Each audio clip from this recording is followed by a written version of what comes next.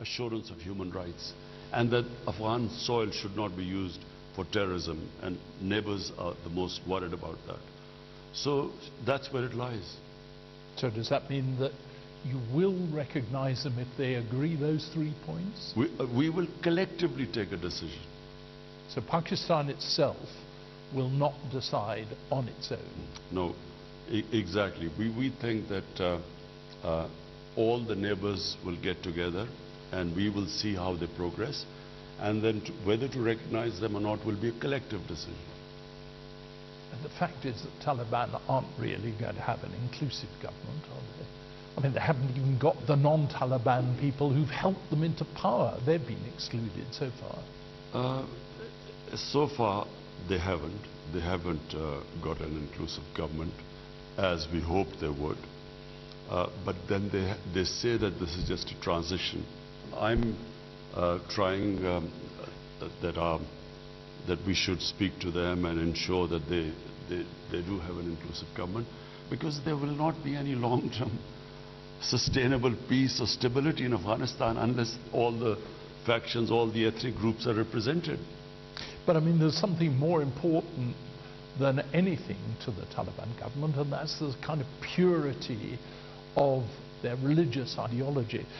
I mean, they're never going to allow women to go to schools or anything like that, are they? Because it cuts across their whole notion of what a society should be. I think they will allow women to go to schools. They will allow that. As far as we know, they were showed us. So they're doing it. They say they're doing it in phases, but that remains to be seen.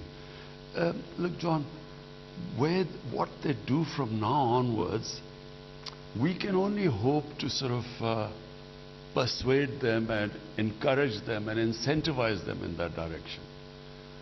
But you know, sitting today, what happens, where they will go, I'm afraid I don't know.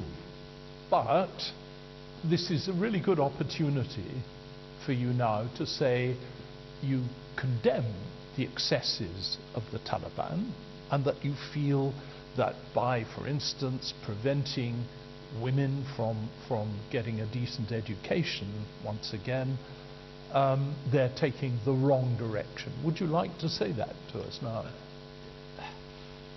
John, absolutely. Our religion, if anyone has, any idea of what our religion was, it was a liberation of women. And so whenever the idea that women should not get educated is just not Islamic. It might have been some rural culture in Afghanistan, but it is nothing to do with religion. And can I say what the Taliban, the statements they have made since they've assumed power, I mean, it's very encouraging. They have said they will have an inclusive government. They have said they'll give women can work, can have education.